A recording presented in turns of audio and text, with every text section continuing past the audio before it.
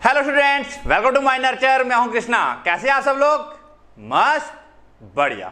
चलिए स्टार्ट करते हैं हम लोग हॉस्पिटल और क्लिनिकल फार्मेसी का नेक्स्ट चैप्टर नंबर 9, जहां पर हम लोग कुछ क्लिनिकल लेबोरेटरी टेस्ट के बारे में बात करेंगे। यानी कि हेमेटोलॉजिकल टेस्ट, ब्लड के बहुत सारे टेस्ट होते हैं, कई प्रकार के होते हैं। Liver function test, renal function test और थायराइड फंक्शन टेस्ट। अच्छा, ये जो आप टेस्ट पढ़ने जा रहा है, मैं ये बच्चों से कहूँगा, ये चैप्टर नंबर 9 है, आप लोग थोड़ा सा क्या करेंगे, बायोकेमिस्ट्री का चैप्टर नंबर 12 और 13 अगर पहले पढ़ लिया है तो बहुत अच्छी बात है, और इस चैप्टर को पढ़ने से पहले उसको पढ़ लें तो और अच्छा रहेगा। कारण क्या है उसका मैं बताऊं। यहां पर हमारे पास ज्यादा डिटेलिंग नहीं पूछी गई है, डिटेलिंग हमारी वहां हो गई थी।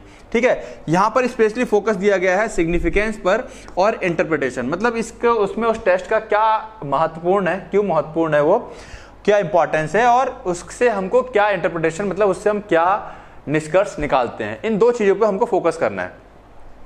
तब भी ये लेक्चर थोड़ा सा लेंदी रहेगा, कारण इसके अंदर के आने वाले टर्म्स को मैं थोड़ा सा एक्सप्लेन करता हुआ चलूंगा, ताकि एकदम बोरिंग जैसा लेक्चर ना हो जाए। ठीक है, थोड़ा सा मैं बच्चों से कहूंगा कि अगर ये लेक्चर नहीं पढ़ा हुआ है तो आप बायोकेमिस्ट्री का चैप्टर नंबर 12 और 13 जरूर पढ़ लें पहले, या इसको पढ़ रहे हैं तो देख लें, इसके बाद फिर पढ़ लें 12 और 13, तो चीजें और अच्छे से क्लियर हो जाएंगी।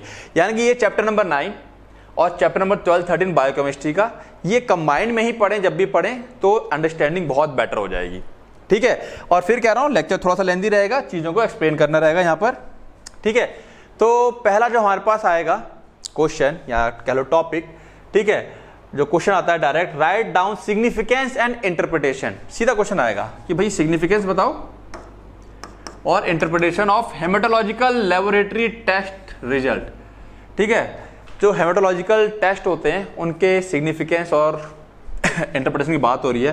तो पहले तो बात समझे कि हेमेटोलॉजी टेस्ट होते क्या है। ये ब्लड कंपोनेंट, जितना भी हमारे ब्लड के अंदर पाए जाने वाले कंपोनेंट होते हैं, ठीक है, classification of composition of blood जो हम लोगों ने HAP में चैप्टर नंबर 5 में पढ़ रखा है, तो उसी के सारे कंपोनेंट्स की यहाँ टेस्टिंग होनी है। ठीक है, तो haematology test analyse blood components, यहाँ पे जितने ब्लड का कंपोनेंट है उसको एनालाइज किया जाता है। क्या क्या इंक्लूड रहेगा इसके अंदर, red blood cells, white blood cells, platelets, haemoglobin, इन सब चीजों को हम जांचते हैं, एसेस करते हैं overall health and detect disorder. और डिसऑर्डर जो है कोई पता लगाते हैं, जैसे कि अनीमिया, खून की कमी तो नहीं है, ल्यूकेमिया तो नहीं है, इन सब चीजों के बारे में हम लोग पता लगाते हैं। कुछ खास कॉमनली यूज्ड हेमेटोलॉजिकल टेस्ट और उनके सिग्निफिकेंस और इंटरप्रिटेशन यहाँ लिखे हुए हैं।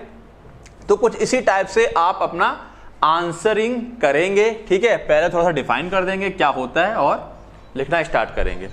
ठीक है, क्लियर है बातें? तो सबसे पहला यहां पे अपने पास टेस्ट आने वाला है कंप्लीट ब्लड काउंट या फिर CBC। सब लोग इस CBC वर्ड से बहुत अच्छे से वाकिफ हैं। CBC हम लोग कहते हैं complete blood checkup, but checkup नहीं होता है, कंप्लीट ब्लड काउंट होता है। काउंट मतलब जो भी ब्लड के अंदर कंपोनेंट है उनकी काउंटिंग होनी है। अच्छा, यहां पर आपको अब अच्छे से समझ लेना है, बहुत ही कॉमन है, एज अ फार्मासिस्ट आपसे कोई भी चीज पूछी जा सकती है। इसके अंदर के बहुत से टर्म शायद आप लोगों को पता नहीं होंगे। ठीक है, तो समझते हैं ब्रीफ फटाफट कि इसका मतलब क्या होता है। जैसे कि सबसे पहला इसमें जो कंपोनेंट होता है red blood cell count RBC, तो इसमें क्या होता है, number of RBC per microlitre. ध्यान रखें, पर माइक्रोलीटर ऑफ ब्लड। ठीक है, अभी इसके हम वैल्यू भी देखेंगे, कम है ज्यादा उससे क्या होता है। ठीक है ना। देन दूसरा आता है white blood cell count, the number of WBC per microlitre. तो WBC per microlitre, RBC per microlitre याद रखेंगे। हीमोग्लोबिन, हीमोग्लोबिन हम लोग पता है नॉर्मली 14% के आसपास वैल्यू रहती है। Concentration of haemoglobin in the blood, इस यहाँ पे हम कंसंट्रेशन देखते हैं। क्यों? क्योंकि इंपॉर्टेंट होता है ऑक्सीजन ट्रांसपोर्ट के लिए। एक टर्म आता है हेमेटोक्रिट, HCT। यहां पर क्या है, percentage of blood volume occupied by RBC। हमारा टोटल जो ब्लड वॉल्यूम है, मान लो 5 लीटर का ब्लड है हमारे पास, तो उसमें RBC के द्वारा कितना वॉल्यूम ऑक्युपाई कर लिया गया है। ठीक है, देन मीन कॉर्पस्कुलर वॉल्यूम, यहां पर एवरेज साइज ऑफ RBC की बात की जाएगी। RBC का साइज थोड़ा बहुत वेरी करता है, ठीक है ना, तो यहां पे हम एवरेज की बात करेंगे, एक एवरेज साइज जो रहता है। इसलिए मैंने कहा बेटा कि आप लोगों को बायोकेमिस्ट्री का अगर आप लोग वो चैप्टर 12 और 13 पढ़ लेते तो यहाँ वहां पे थोड़ी डिटेलिंग भी है। ठीक है, मीन कॉर्पस्कुलर हीमोग्लोबिन, MCH, इसका मतलब क्या है? एवरेज अमाउंट ऑफ हीमोग्लोबिन पर आरबीसी। एक आरबीसी सेल के अंदर कितना हीमोग्लोबिन है, ये एवरेज देखते हैं हम लोग, ठीक है ना। मतलब कई सारे हीमोग्लोबिन रहते हैं, उसमें एक एवरेज निकाल लेते हैं। तो मीन, MCV, MCH, एक तो आपको इनको फुल फॉर्म आना चाहिए, दूसरा एक लाइन का आपको इसको डिफाइन करना आना चाहिए। Then mean corpuscular haemoglobin concentration, MCHC, the average concentration of haemoglobin in a given volume of RBC. जो गिवन वॉल्यूम है आरबीसी का, उसमें कितना हीमोग्लोबिन का कंसंट्रेशन है। बहुत बारीक बारीक अंतर है, ध्यान रखेंगे इस चीज को। कंफ्यूजन जैसी पैदा हो तो तुरंत रिपीट करना है। ये एवरेज साइज है, ये अमाउंट ऑफ हीमोग्लोबिन है पर आरबीसी, एक आरबीसी का। ये एक गिवन वॉल्यूम दे दिया आरबीसी का 5 ml 2 ml, उसमें कितना है, ठीक है ना। तो ये डिफरेंस दिमाग में रखना है। हर किसी से कुछ ना कुछ हमको हर किसी का कुछ ना कुछ सिग्निफिकेंस है, इंपॉर्टेंस है डिजीज को फाइंड आउट करने के लिए। प्लेटलेट काउंट, ये सब जानते हैं हम लोग, नंबर ऑफ प्लेटलेट पर माइक्रोलीटर ऑफ ब्लड, इसकी वैल्यू भी लगभग सबको पता है, 1.5 लाख से 3.5 लाख के आसपास रहती है। Red cell distribution width, RDW, ये क्या है? Measure of the variation in RBC size, कितना ज्यादा आरबीसी के साइज में डिफरेंस है, ठीक है ना। ये भी एक एवरेज लिया जाता है। बहुत ज्यादा वेरिएशन है, इसका मतलब कोई बीमारी हो सकती है। बहुत ज्यादा वेरिएशन शेप और साइज में नहीं होना चाहिए। WBC differential, the percentage of different types of WBC, यानी कि अलग अलग WBC का क्या परसेंटेज है, जैसे कि neutrophil, lymphocytes, monocytes, eosinophil, basophil. अब जिन बच्चों को ये नाम नहीं पता है, इसका मतलब उन्होंने HAP का चैप्टर नंबर 5 को, कंपोजिशन ऑफ ब्लड को, सही से नहीं पढ़ा है, ठीक है। सारे टर्म्स पुराने हैं, कोई भी टर्म यहाँ नया नहीं है, बस बहुत सिंपल चीजें। हाँ, ये कुछ टर्म नए आएंगे, कुछ टर्म्स पुराने रहेंगे, ठीक है। तो ये सारे कॉमन, जब हम CBC करते हैं तो ये कॉमन हमको उसके अंदर वैल्यू देखने को मिलती है। अगर किसी के पास पढ़ा हो CBC का वो टेस्ट, तो आप उसमें अपना चेक कर सकते हैं। चलिए, अब इसका सिग्निफिकेंस क्या है, क्या हमको यहां से पता चल रहा है? तो यहां से हमें दो बातें पता चलती हैं। Evaluate the concentration and characteristics of red cells, white cells and platelets. क्या कंसंट्रेशन है, क्या कैरेक्टरिस्टिक्स है, साइज, अमाउंट, इन सब चीजों के बारे में, किस किस के, रेड सेल, व्हाइट सेल्स और प्लेटलेट के बारे में। और हेल्प क्लासिफाई अनीमिया, हम यहां से अनीमिया को भी क्लासिफाई कर सकते हैं based on red cell size and haemoglobin content. ये यहां से हमको पता चलता है। ऊपर जो पार्ट थे उनमें किस 2-3 पार्ट हमने ऐसे देखे थे जहां से हमें सेल के साइज के बारे में बात हो रही थी, जैसे कि ये RDW, यहां पे हमें साइज के बारे में पता चल रहा था। तो सिग्निफिकेंस क्या है, यहां से हमें कंसंट्रेशन और कैरेक्टरिस्टिक्स का पता चलता है। दूसरा, हमको यहां पर अनीमिया को क्लासिफाई करने में आसानी होती है। टाइप्स ऑफ अनीमिया, बायोकेमिस्ट्री में डिटेल में हम लोगों ने इसको कर रखा है, अनीमिया कितना टाइप की होती है, क्या है, ठीक है ना। तो ये चीज आपको समझनी है, क्या इसकी इंपॉर्टेंस है, क्लियर है। तो इंपॉर्टेंस का मतलब उस टेस्ट का क्यों, क्या इंपॉर्टेंस है, हम उससे क्या पता लगा सकते हैं। अब अगर हम उसे इंटरप्रेट करें, तो अगर हम देखें तो यहां पे देखो डिजीज दे दी गई है। आप यहां पे इसको अलग तरीके से भी लिख सकते हैं, जैसे कि पहला पॉइंट है अनीमिया दिया हुआ है, तो आप यहां पर लिख सकते हैं पहला पॉइंट में लो, या लो की जगह आप ऐसे एरो बना सकते हैं, डिक्रीज RBC काउंट, हीमोग्लोबिन और HCT हेमेटोक्रिट वैल्यू, ठीक है। ये क्या इंडिकेट करेंगी, इंडिकेट अनीमिया। इस तरीके से भी आप क्वेश्चन को मॉडिफाई कर सकते हैं, अगर आपको इस तरह से सहूलियत लगती है तो, ठीक है। तो इंटरप्रिटेशन हो रहा है, अनीमिया के लक्षण होंगे अगर लो RBC है, हीमोग्लोबिन है, हेमेटोक्रिट वैल्यू है, तो ये इंडिकेट करती है अनीमिया को, विच में रिजल्ट फ्रॉम वेरियस कॉजेस, ठीक है। कॉज की हमें जरूरत नहीं है, बट हम बता सकते हैं अनीमिया के कई सारे कारण हो सकते हैं, लाइक आयरन डेफिशिएंसी अनीमिया हो सकती है, ठीक है। टाइप मैंने यहाँ क्यों बता दिया, क्योंकि यहाँ पे अनीमिया के बेस जो मैंने बात की है कि अनीमिया कई प्रकार की होती है, तो उसको दिखाने के लिए कि आयरन डेफिशिएंसी अनीमिया हो सकती है, क्रोनिक डिजीज हो सकती है, या ब्लड लॉस की वजह से होने वाला अनीमिया हो सकता है।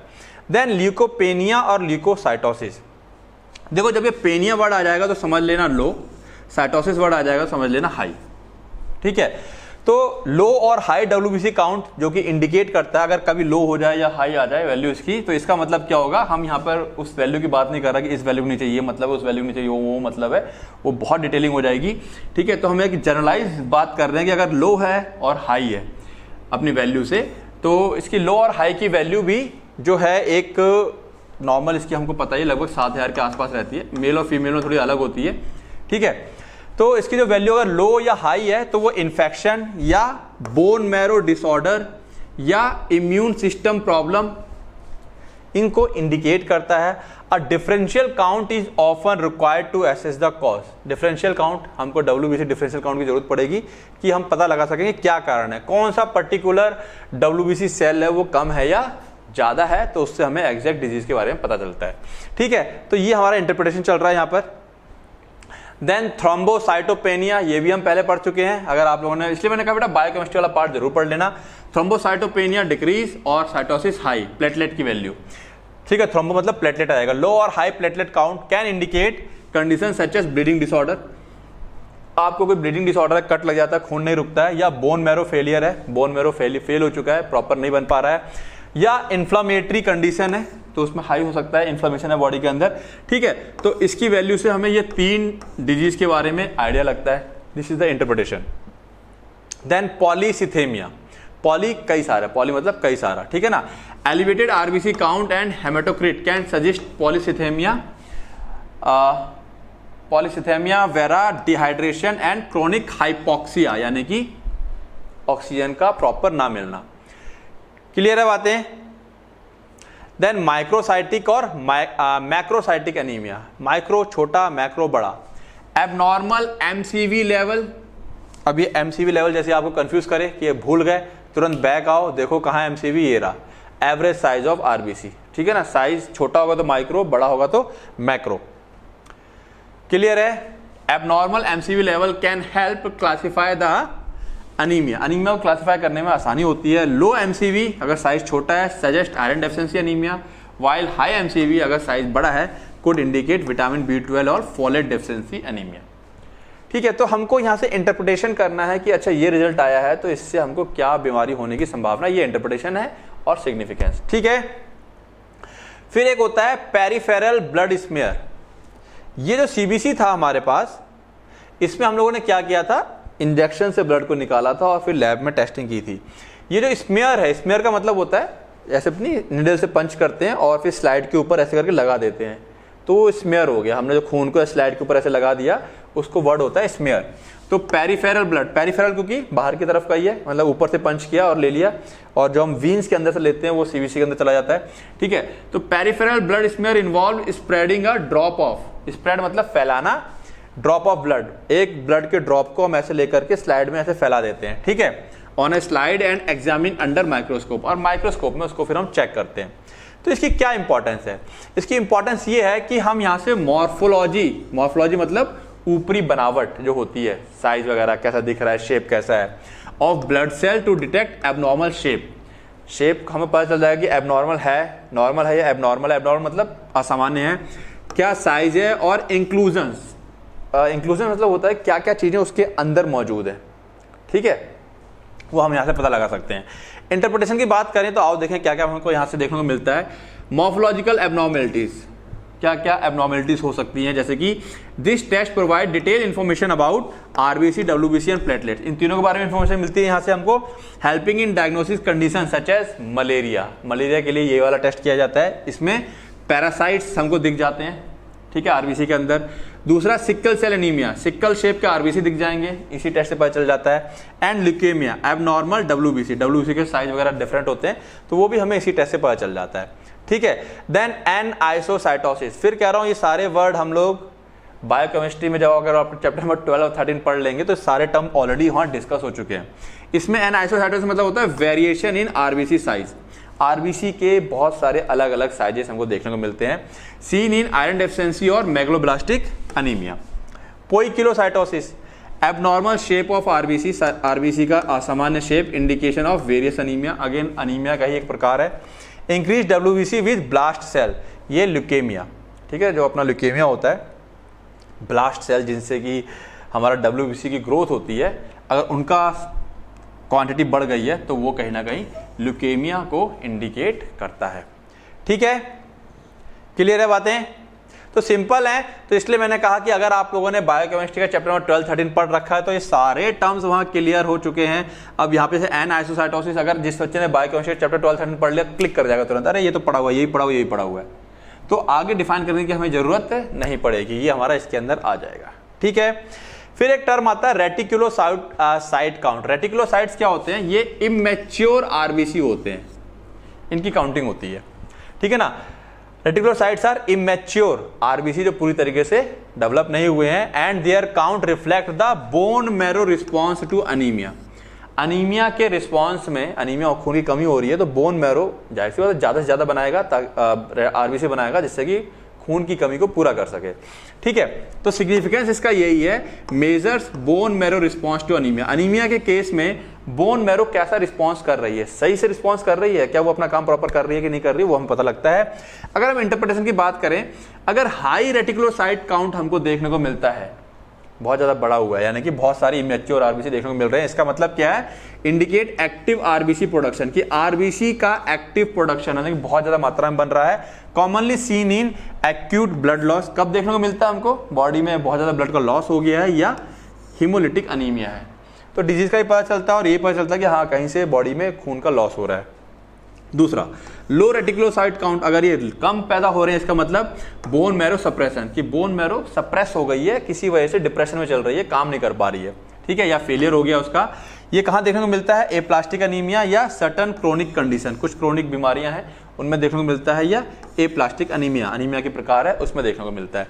तो ये सारे टर्म्स बहुत सिंपल टर्म्स हैं, जो बच्चा, फिर मैं बात को रिपीट करूंगा तो आप लोग कहेंगे क्या सर बार बार बात को रिपीट कर रहे हो, सारे टर्म्स क्योंकि बायोकेमिस्ट्री में हम लोग पढ़ चुके हैं।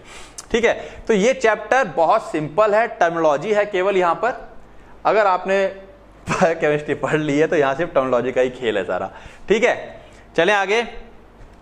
देन हमारे पास कोगुलेशन टेस्ट, ब्लड का कोगुलेशन के बारे में बात चलेगी, सब जानते हैं इसको। These test evaluate the blood ability, इस टेस्ट से हम क्या एवल्यूएट करते हैं, क्या जांचते हैं? ब्लड की एबिलिटी टू क्लॉट, ब्लड की क्षमता क्लॉट करने की। ठीक है, and are useful in assessing bleeding disorder, और कोई ब्लीडिंग डिसऑर्डर है बॉडी में तो उसको हम लोग चेक करते हैं कोगुलेशन टेस्ट से, और मॉनिटर करते हैं एंटी कोगुलेंट थेरेपी, जैसे वारफेरिन वगैरह एंटी कोगुलेंट थेरेपी चलती है, तो उसको मॉनिटर करते हैं कि ऐसा तो नहीं कि ज्यादा हो रही है और फिर ब्लड क्लॉट ही ना करे। ठीक है, इट हैज फॉलोइंग कंपोनेंट, कौन कौन से कंपोनेंट होते हैं, क्या क्या चीजें इसके अंदर जांची जाती है? प्रोथ्रोम्बिन टाइम, इससे हम लोग मेजर द एक्सट्रिंसिक पाथवे। अब ये बेटा और टर्म आपको परेशान कर सकता है, एक्सट्रिंसिक पाथवे और इंट्रिंसिक पाथवे, दो पाथवे की बात हो रही है। ये दो रास्ते कौन से हैं? एक बाहरी रास्ता, एक अंदरूनी रास्ता। तो इसके लिए मैं आप लोगों को बोलूंगा एचएपी के अंदर है ना, जो हम लोगों ने ब्लड का कोगुलेशन वाला पार्ट पढ़ा था, क्लॉटिंग फैक्टर थे उसके अंदर 12, ठीक है ना, एक इंटरनल था, उसके अंदर इंटरनली चालू होता है और एक एक्सटर्नली चालू होता है।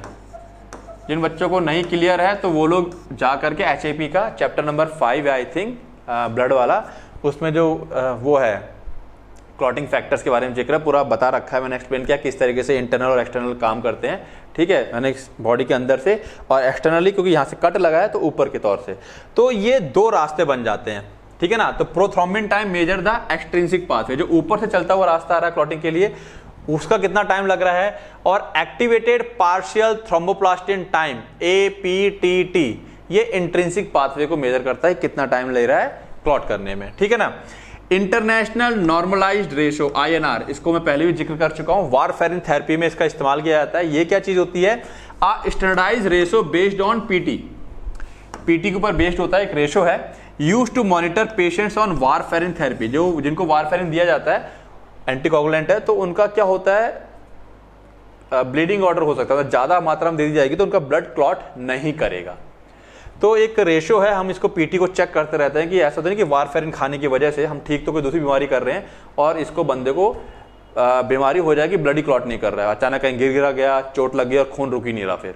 ठीक है ना, तो वो एक रेशो होता है, अगर वो रेशो अपनी रेंज में उसकी वैल्यू आती है तो इसका मतलब हमारी वारफेरिन थेरेपी जो है वो सही चल रही है। ठीक है, thrombin time measure the conversion of fibrinogen to fibrin, वो जो कोगुलेशन मैकेनिज्म है पूरा यहाँ पे आ रहा है, फाइब्रिनोजेन जो फाइब्रिन में कन्वर्ट होकर जाल बनाता है फाइनली ब्लड को क्लॉट करने के लिए, वो थ्रोम्बिन टाइम है। फाइब्रिनोजेन लेवल, ये जो हमारा कन्वर्ट हो रहा है तो इसका कितना लेवल है इसको भी चेक करते हैं। Fibrinogen is the key protein in the clotting process, तो इसके लेवल को भी चेक किया जाता है कोगुलेशन टेस्ट में। ठीक है, क्या सिग्निफिकेंस है, हमको यहाँ पर एफिशिएंसी, क्षमता चेक करनी है कोगुलेशन पाथवे, जो कोगुलेशन होता है, कोगुलेशन के रास्ते हैं हमारी बॉडी में, जिस प्रकार से कोगुलेशन होता है वो सही से काम कर रहे हैं कि नहीं कर रहे, वो हमें चेक करना है। इंटरप्रिटेशन की बात कर लें, अगर पीटी या आईएनआर या एपीटीटी ये लंबा हो गया है, इनका समय लंबा हो गया है, तो इसका मतलब इंडिकेट करते हैं clotting factor deficiency. Clotting factor 12 type के थे, ठीक है। तो अब बेटा ये फैक्टर तो यहाँ डिस्कस नहीं करूंगा मैं, ऑब्वियसली बात है। तो इसके लिए जिनको यहाँ पे कंफ्यूजन आ रहा है वो लोग एचएपी का चैप्टर नंबर 5 ब्लड कंपोजिशन वाला पार्ट देखे जा करके, वहां पे क्लॉटिंग वाला जो अलग से पढ़ा रखा है उसको समझेंगे, ठीक है ना। अगर यहाँ पे समझने में दिक्कत आ रही है क्लॉटिंग वाले पार्ट को, तो यहाँ पे इस वीडियो को रोक करके उस वाले पार्ट को पहले क्लियर करेंगे, ठीक, क्योंकि अगर उसको पार्ट को यहाँ लेके आऊंगा तो आधा पौन घंटा फिर वही खा जाएगा, ठीक है।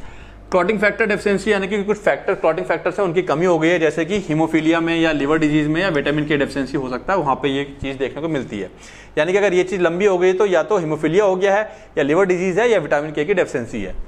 लो फाइब्रिनोजेन, फाइब्रिनोजेन की वैल्यू कम, इसका मतलब कब देखा जाता है, सीन इन डिससेमिनेटेड इंट्रावस्कुलर कोगुलेशन, ठीक है, या लिवर डिजीज है या सीवियर सेप्सिस इन्फेक्शन वगैरह रहता है तो उसमें देखने को मिलता है जहां पे हमको फाइब्रिनोजेन का लेवल कम हो जाता है। थ्रोम्बोसाइटोपेनिया, प्लेटलेट की वैल्यू कम हो जाएगी, या एबनॉर्मल प्लेटलेट फंक्शन, प्लेटलेट का फंक्शन प्रॉपर नहीं है, can result in bleeding tendencies. Platelet कम हो जाएंगे जो कि हमारा हेल्प करता है ब्लीडिंग कोगुलेशन में, तो ब्लीडिंग टेंडेंसी हमको देखने को मिलती है, बॉडी ब्लीड चोट लगती है, कट लगता है तो ब्लीड करती है, specially when combined with abnormal coagulation parameters, ठीक है। तो इसको हम लोग स्पेशली कब चेक करते हैं, जब हम दूसरे कोगुलेशन पैरामीटर के साथ इसको देखते हैं, तो वहां पे हम इसको साथ में चेक करते हैं, ओके।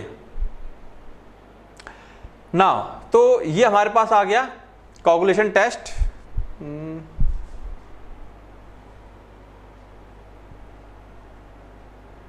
ठीक है। Bone marrow aspiration and biopsy, यहां पर हम लोग जो बोन मैरो है उसको चेक करते हैं, ठीक है।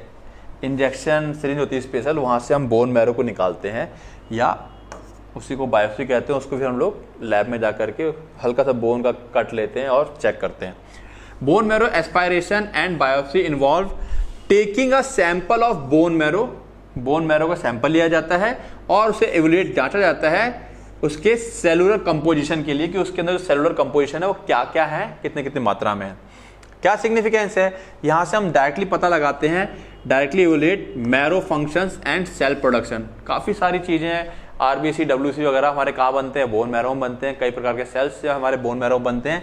तो अगर बोन मैरो सही से काम कर रहा है नहीं कर रहा है उसके लिए ये होता है करके। इंटरप्रिटेशन, एप्लास्टिक एनीमिया, अगर हाइपोसेलुलर बोन मैरो कुछ ही सेल्स पाए जाएंगे, उनके अंदर सेल्स की कमी पाई जाएगी, ठीक है, तो इसका मतलब एप्लास्टिक एनीमिया है। ल्यूकेमिया, प्रेजेंस ऑफ एबनॉर्मल और इमेच्योर डब्ल्यूबीसी, इमेच्योर को ब्लास्ट भी कहते हैं, अगर ये बहुत ज्यादा एबनॉर्मल टाइप के पाए जा रहे हैं तो ल्यूकेमिया, ठीक है। माइलोफाइब्रोसिस, abnormal fibrosis in the bone marrow, fibrosis एक तरह से कह सकते हैं कि गांठ टाइप की या, ठीक है ना, फाइबर्स टाइप का डिपोजिशन होने लगता है। Myelodysplastic syndrome, abnormalities in RBC WBC and platelet precursor cell, इनको बनाने वाले प्रिकर्सर सेल मतलब जिनसे आरबीसी डब्ल्यूबीसी प्लेटलेट बनते हैं, उसमें अगर कुछ गड़बड़ियां आ रही हैं तो माइलोडिस्प्लास्टिक सिंड्रोम। अच्छा, सिंथेसिस ऑफ बोन में सेल्स को हमने आई थिंक वो भी ब्लड वाले ही चैप्टर में है, जहां पे हम लोगों ने आरबीसी डब्ल्यूबीसी इनकी सिंथेसिस को पढ़ा हुआ है, पूरा चार्ट पढ़ाया हुआ है मैंने, तो वहां से ये वाले टॉपिक या पॉइंट हमारे कवर होते हैं। तो कुछ नहीं है, पर्टिकुलर एक टेस्ट हमें याद रखना है, क्या इंपॉर्टेंस है और क्या उससे हम निष्कर्ष निकालते हैं। देन ईएसआर, ये सबने सुन रखा होगा, एरिथ्रोसाइट सेडिमेंटेशन रेट। यहां पर बेटा एक चीज आप ध्यान रखेंगे, फुल फॉर्म पक्का याद करेंगे, फुल फॉर्म बहुत इंपॉर्टेंट है एमसीक्यू पर्पज से। ESR measures the rate at which RBC settles, यानी कि आरबीसी बैठ जाती है। जैसे कि मान लो पानी लिया, रेत लिया, हिला दिया, फिर रेत धीरे धीरे पानी में बैठ जाती है। उसी प्रकार लैब में टेस्ट होता है, उसमें टेस्ट ट्यूब में लिया जाता है, घुमाया जाता है तेजी से और फिर आरबीसी हमारी नीचे सेटल होती है, बैठती है। तो हम लोग यहाँ पर वही देखते हैं कि जो सेटल हो रही है RBC in a test tube over an hour, 1 घंटे में जो सेटल हो रही है वो हम रेट देखते हैं, कितनी सेटल हो गई, कितनी नीचे बैठ गई। It is non specific marker of inflammation, ये कहीं ना कहीं इन्फ्लेमेशन को चेक करता है, बट एक स्पेसिफिक मार्कर नहीं है, बट हाँ कहीं ना कहीं इन्फ्लेमेशन को ये शो करता है। सिग्निफिकेंस क्या है, non specific marker of inflammation and infection. Body में अगर इन्फेक्शन है या इन्फ्लेमेशन है तो उसको ये शो करता है। कैसे, आओ देखें। अगर ESR की वैल्यू बढ़ी हुई है, यानी कि 1 घंटे में बहुत ज्यादा मात्रा में ये सेटल नहीं हुए, तैर ही रहे हैं, तो elevated ESR often indicate systemic inflammation, यानी कि ब्लड के अंदर खून में कोई इन्फेक्शन टाइप का है या इन्फेक्शन है। It is commonly elevated in condition like rheumatoid arthritis, tuberculosis and certain cancer. कुछ कैंसर, टीबी या आर्थराइटिस में ये वैल्यू बढ़ जाती है। Normal ESR can suggest a lack of, ठीक है, अगर नॉर्मल आया है तो इसका मतलब lack of significant acute inflammatory process. Inflammatory process नहीं है बॉडी के अंदर, though it may not rule out the chronic condition. हम यहाँ पे क्रोनिक कंडीशन को भी रूल आउट नहीं कर सकते। जैसे मान लो किसी को है इन्फ्लेमेशन, ये चीज नॉर्मल आ गई, तो भी हम ये नहीं कह सकते कि क्रोनिक कंडीशन की कोई घटना नहीं है शरीर में, ठीक है। बट हाँ, बड़ा हुआ है तो ये श्योर है कि इन्फ्लेमेशन है, ठीक है। आगे आते हैं। C reactive protein, C reactive protein, ठीक है ना, ये is an acute phase protein produce by liver. Liver के द्वारा एक प्रोटीन होती है जो प्रोड्यूस की जाती है इन रिस्पॉन्स टू इन्फ्लेमेशन। तो कहीं ना कहीं अगर ये हमको देखने को मिलता है तो इसका मतलब बॉडी में क्या है, इन्फ्लेमेशन। तो क्या सिग्निफिकेंस बना इसका, क्या इंपॉर्टेंस है इसकी, बॉडी में अगर इन्फ्लेमेशन है तो हमारी बॉडी में सी रिएक्टिव प्रोटीन बढ़ा हुआ मिलेगा। खास करके हम देख सकते हैं लिवर से संबंधित है, तो कहीं ना कहीं अगर इन्फ्लेमेशन लिवर में है तो ये कहीं ना कहीं हमको बढ़ा हुआ मिल जाएगा। इंटरप्रिटेशन, एलिवेटेड CRP ये इंडिकेट करता है एक्यूट इन्फ्लेमेशन। अगर बढ़ा हुआ है तो एक्यूट, जल्दी ही कोई इन्फ्लेमेशन हुआ है, ठीक है। And can also be elevated in chronic condition like auto immune disease, atherosclerosis and cancer. कोई इन्फ्लेमेशन है या इनमें से कोई 3 कंडीशन है, उस केस में भी ये बढ़ा हुआ हो सकता है। नॉर्मल सजेस्ट करता है absence of significant systemic inflammation, मतलब कोई इन्फ्लेमेशन नहीं है, ठीक है। हीमोग्लोबिन इलेक्ट्रोफोरेसिस, इलेक्ट्रोफोरेसिस क्या होता है, भारी चीज को हल्की चीज से अलग कर लेना, एक तरह से हम मोटा मोटा समझ सकते हैं, दैट इज कॉल्ड इलेक्ट्रोफोरेसिस। तो हीमोग्लोबिन का इलेक्ट्रोफोरेसिस का मतलब क्या है, this test help diagnose haemoglobinopathies, यानी कि हीमोग्लोबिन से संबंधित बीमारियां उनको डायग्नोज करने के लिए, जैसे कि sickle cell disease, thalassaemia, by evaluating the different types of haemoglobin present in the blood. तो यहाँ पे मैंने कहा ना इलेक्ट्रोफोरेसिस, अलग अलग शेप साइज के जो हीमोग्लोबिन होते हैं उनको हम अलग अलग कर ले रहे हैं। तो मैंने एक मोटी मोटी बात बताई, इलेक्ट्रोफोरेसिस का मतलब क्या होता है, इलेक्ट्रो का मतलब होता है इलेक्ट्रिक और फोरेसिस का मतलब अलग करना।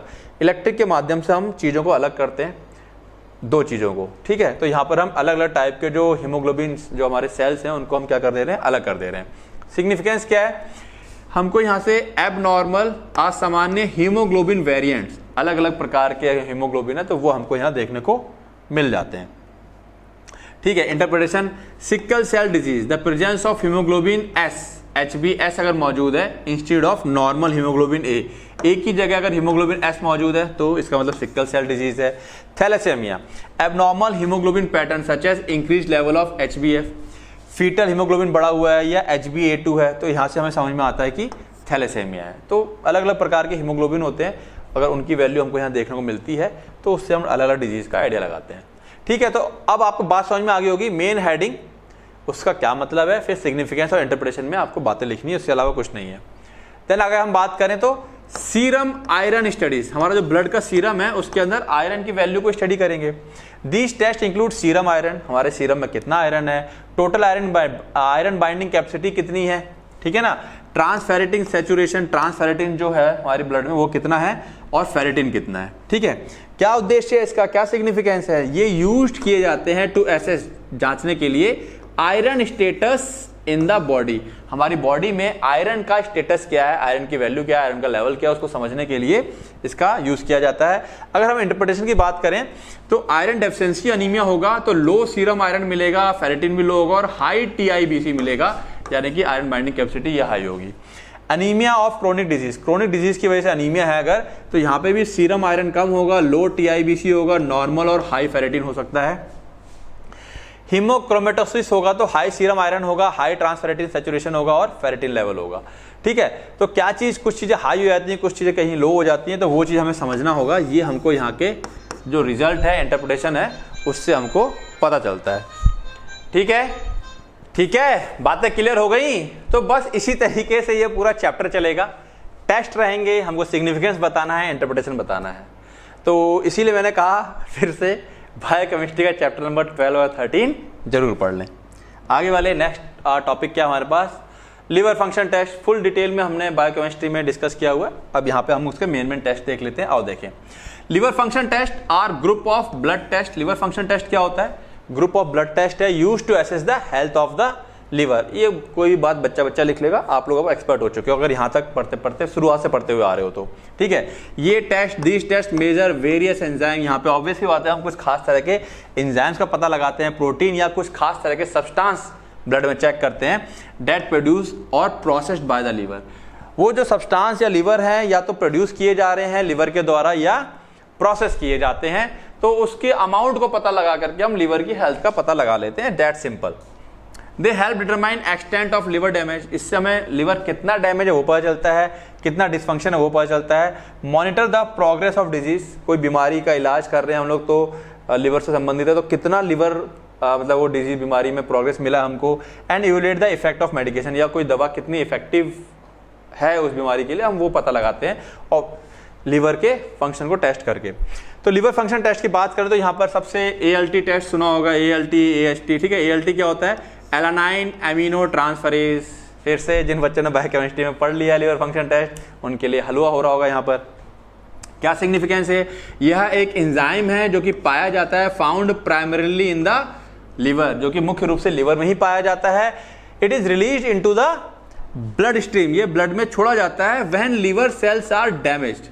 तो समझ में आ गया, जब लिवर सेल डैमेज होते हैं तभी ये ब्लड में रिलीज कर दिए जाते हैं, ठीक है। इंटरप्रिटेशन क्या निकलेगा, हाई लेवल है अगर ALT का तो इसका मतलब लिवर डैमेज हो रहा है due to condition like hepatitis, या तो हेपेटाइटिस की वजह से लिवर डैमेज हो रहा है, या फैटी लिवर हो रहा है, या ड्रग किसी दवाई की वजह से लिवर को इंजरी हुई है, ठीक है। तो ALT अगर हाई होगा तो उससे हमको ये मिलेगा, लो है तो कोई डैमेज की वजह से ही निकल रहा है तो कोई मतलब नहीं है उसका, ठीक है। हाई होने पर दिक्कत आती है। एस्पार्टेट एमिनो ट्रांसफरेसिस, अगेन ये एक एंजाइम है। सिग्निफिकेंस, AST अगेन एक एंजाइम है, found in liver, heart, muscles and kidney. ये एंजाइम कई जगह पाया जाता है। बायोकेमिस्ट्री में हमने इसको डिस्कस भी कर रखा है कि ये स्पेसिफिक होता है, ये नॉन स्पेसिफिक है, क्योंकि कई सारी अलग अलग जगहों से भी ये एंजाइम निकलता है। खैर, while it is not a liver specific, जैसे मैंने बताया कि लिवर स्पेसिफिक नहीं है। अगर ये बड़ा हुआ है तो इसका मतलब ये नहीं कि लिवर डैमेज है, लेकिन हाँ हम एक आइडिया ले सकते हैं कि लिवर में खराबी हो सकती है, ठीक है ना। लिवर स्पेसिफिक नहीं है जैसे कि ALT था, it is still use to assess liver damage. उसके बावजूद हम लिवर डैमेज को एक्सेस करने के लिए इसका यूज करते हैं। इंटरप्रिटेशन, अगर ये बड़ा हुआ है तो कैन इंडिकेट लिवर डैमेज, ये इंडिकेट कर सकता है कि लिवर में डैमेज है। But since AST is also found in other organ, but जैसे कि साफ साफ हमने देख रहे हैं कि जो AST है वो दूसरे ऑर्गन्स के द्वारा, हार्ट, मसल्स और किडनी के द्वारा भी रिलीज किया जा रहा है। It is not always specific to liver disease, तो इसीलिए हम हमेशा स्पेसिफिक नहीं हो सकते हैं कि ये लिवर डिजीज की वजह से ही AST बढ़ रहा है। द AST-ALT रेशो, ये रेशो काम का होता है, is often used to distinguish between different types of liver condition, ठीक है ना। तो जब ALT टेस्ट करते हैं और AST टेस्ट करते हैं तो हम ALT की वैल्यू देखते हैं और साथ साथ में AST-ALT वैल्यू को इंपॉर्टेंस देते हैं, ठीक है। जैसे कि अगर AST-ALT रेशो इज 2 से ज्यादा हो गया तो इसका मतलब अल्कोहलिक लिवर डिजीज है। तो हमारे लिए AST अकेला नहीं बट AST-ALT का रेशो हमारे लिए मायने रखता है। देन अल्कलीन फॉस्फेटेस, अगेन एक और एंजाइम है, found in the liver, bile duct and bones, ये 3 जगह पाया जाता है वाला enzyme. Elevated level can indicate, अगर ये लेवल बड़ा हुआ है तो इंडिकेट करता है इशू विद बाइल फ्लो और बोन डिजीज, या तो बाइल के फ्लो में कोई दिक्कत आ रही है, कोई चीज मतलब जहां से बाइल फ्लो होकर आता है वहां पे कोई ऑब्स्ट्रक्शन आ गया है, कोई रुकावट आ गई है, या कोई बोन की डिजीज हो गई है, ठीक है। खैर, ये इसका सिग्निफिकेंस है, इंपॉर्टेंस हमको क्या चीज पता चलती है, क्या इंटरप्रेट करें। अगर लेवल हाई है इसका ALP का तो इंडिकेट करता है कोलेस्टेसिस। कोलेस्टेसिस मतलब हम कह सकते हैं गॉल ब्लैडर में स्टोन वगैरह हो जाता है, जिसकी वजह से बाइल फ्लो ऑब्स्ट्रक्ट, बाइल का जो फ्लो है वो ब्लॉक हो जाता है, गॉल स्टोन वगैरह रहते हैं। लिवर कैंसर हो सकता है, बोन डिजीज लाइक पैगेट्स डिजीज हो सकती है।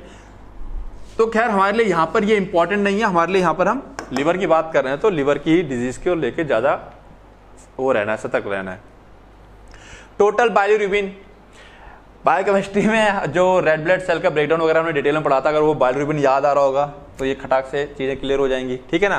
खैर, तो यहाँ पे लास्ट में आते आते स्टार्टिंग की चीजें पढ़ चुके हो तो लास्ट की चीजें बहुत आसान है। फिर significance, bilirubin is by product of red blood cell breakdown, ये हम पढ़ चुके हैं डिटेल में कि जब रेड ब्लड सेल टूटता है तभी बाइलिरुबिन बनता है। और प्रोसेस किया जाता है लिवर के द्वारा, यानी लिवर के द्वारा फिर उसे तोड़ ताड़ के बाहर निकाला जाता है। इट एग्जिस्ट एज डायरेक्ट यानी कि कॉन्जुगेटेड और अनकॉन्जुगेटेड बाइलिरुबिन दो रूप में पाया जाता है। डिटेलिंग बायोकेमिस्ट्री में हो चुकी है, आई थिंक कौन सा चैप्टर है याद नहीं है मेरे को, बायोकेमिस्ट्री में इसके बारे में डिटेल में पढ़ रखा है हम लोगों ने। बाइलिरुबिन चेक करना, अगर जो बच्चे पढ़ चुके हैं मैं कमेंट करना कौन सा, नीचे कमेंट कर देना कौन सा चैप्टर में है ये, ठीक है। तो बाइलिरुबिन दो प्रकार से पाया जाता है हमारी बॉडी में। जब रेड ब्लड सेल टूटता है तो एक कॉन्जुगेटेड होता है, मतलब जुड़ा हुआ रहता है, ठीक है, और एक अनकॉन्जुगेटेड फ्री बाइलिरुबिन होता है। खैर इंटरप्रिटेशन की बात करें तो हाई बाइलिरुबिन लेवल कैन इंक्रीज। अब देखो ज्यादा ब्रेकडाउन होगा रेड ब्लड सेल का, इसका मतलब क्या हो रहा है, जॉन्डिस, क्योंकि ये येलोइशनेस लेके आता है, ठीक है, येलोइंग ऑफ द, पीलापन पड़ता है स्किन का और आंखों का। एलिवेटेड लेवल ऑफ अनकॉन्जुगेटेड बाइलिरुबिन, अगर जो फ्री वाला अनकॉन्जुगेटेड बाइलिरुबिन का लेवल बढ़ता है, ये इंडिकेट करता है हीमोलिटिक एनीमिया, आरबीसी बहुत ज्यादा टूट रहा है। While conjugated bilirubin elevation suggest liver disease, अगर कॉन्जुगेटेड बाइलिरुबिन बढ़ रहा है बहुत ज्यादा तो ये सजेस्ट करता है कि liver diseases such as hepatitis, cirrhosis, bile duct obstruction. तो अलग अलग प्रकार के बाइलिरुबिन जो होते हैं उनसे हम अलग अलग तरह की चीज़ों को इंडिकेशन मिलता है कि किस प्रकार की बीमारी हो सकती है। तो इंटरप्रिटेशन यहाँ थोड़ा सा आसान रहेगा अगर बायोकेमिस्ट्री में वाला चैप्टर आप लोगों ने पढ़ लिया होगा जहाँ पे बाइलिरुबिन का डिटेल में कर रखा है हम लोगों ने, ठीक है। चलिए यहाँ पे इंडिकेट करना भूल गया, दिमाग में था उस समय लेकिन अब दिमाग से उतर गया कि ये टॉपिक हमने कहाँ डिटेल में पढ़ा हुआ है। खैर आप लोग देखिएगा और कमेंट जरूर कीजिएगा, ठीक है, कि कौन से चैप्टर में है। आगे एल्ब्यूमिन के बारे में डिटेल में पढ़ा हुआ है। एल्ब्यूमिन ये एक प्रोटीन होता है प्रोड्यूस्ड बाय लिवर, लिवर के द्वारा प्रोड्यूस किया जाता है। That helps maintain blood volume and pressure, ये ब्लड के वॉल्यूम को यानी ब्लड का वॉल्यूम मेंटेन रखता है एंड ब्लड का बीपी को मेंटेन रखने में हेल्प करता है। Essential for transporting substance in the blood, blood में जो सब्सटेंस का ट्रांसपोर्ट होता है उसको ट्रांसपोर्ट करने में हेल्प करता है। इंटरप्रिटेशन क्या निकलेगा यहाँ से, अगर लो एल्ब्यूमिन लेवल है इंडिकेट करता है chronic liver disease, liver cirrhosis और माल न्यूट्रिशन यानी कि न्यूट्रिशन की कमी है। As the liver is unable to produce sufficient amount, ठीक है ना, अगर इसका लेवल लो हो गया तो इसका मतलब लिवर सही मात्रा में इसको बना नहीं पा रहा है, जो कि इंडिकेट करता है क्या, chronic liver disease, liver cirrhosis या माल न्यूट्रिशन को। प्रोथ्रोम्बिन टाइम या इंटरनेशनल नॉर्मलाइज्ड रेशियो, ये लिवर से किससे जुड़ा हुआ है, आओ देखें। PT measures how long it take blood to clot, जो हम लोग अभी देख चुके हैं, ठीक है। The liver produces clotting factor, अब क्योंकि ये क्लॉटिंग फैक्टर, कुछ क्लॉटिंग फैक्टर लिवर प्रोड्यूस करता है, सो प्रोलॉन्ग पीटी या INR can indicate liver dysfunction. तो अगर पीटी टाइम बड़ा हुआ है तो यहां से हम ये भी इंडिकेट कर सकते हैं कि लिवर का भी इसमें रोल हो सकता है, लिवर में खामियां हो सकती हैं। इंटरप्रिटेशन, अगर पीटी या आईएनआर लेवल बढ़ गया है, इसका टाइमिंग बढ़ गई है, तो ये डेफिशिएंसी इन क्लॉटिंग फैक्टर यानी कि कुछ क्लॉटिंग फैक्टर जो लिवर के द्वारा बनाए जाते हैं उनकी कमी हो गई है। Often due to liver failure, किसकी वजह से कमी आ गई है, या तो लिवर फेल कर गया है या सिरोसिस हो रही है। तो यहां से हम ये इंटरप्रिटेशन निकालते हैं। देन एक आता है हमारे पास गामा ग्लूटामाइल ट्रांसफरेसेस, जीजीटी। क्या सिग्निफिकेंस है, यह एक एंजाइम है found in the liver, liver में पाया जाता है, बाइल डक्ट में पाया जाता है, किडनी में पाया जाता है, तीन जगह पाया जाएगा। It is often elevated in conditions affecting the bile duct, ये उन सिचुएशन में बॉडी में इंक्रीज कर जाता है ब्लड के अंदर जब बाइल डक्ट में कोई प्रॉब्लम होती है या अल्कोहल हम बहुत ज्यादा यूज करते हैं। इंटरप्रिटेशन, एलिवेट हो रखा है जीजीटी लेवल, वो इंडिकेट करेगा लिवर और बाइल डक्ट डिसऑर्डर, लिवर के अंदर जो डक्ट्स हैं या बाइल का जो डक्ट है उनमें कोई डिसऑर्डर है, ठीक है। As well as excessive alcohol consumption और मेडिकेशन यूज, या तो आप अल्कोहल बहुत ज्यादा यूज कर रहे हो या मेडिकेशन कुछ खास तरह की कोई दवा बहुत ज्यादा यूज कर रहे हो, ठीक है, उस केस में आपका जीजीटी लेवल इंक्रीज कर जाएगा। क्लियर है बातें।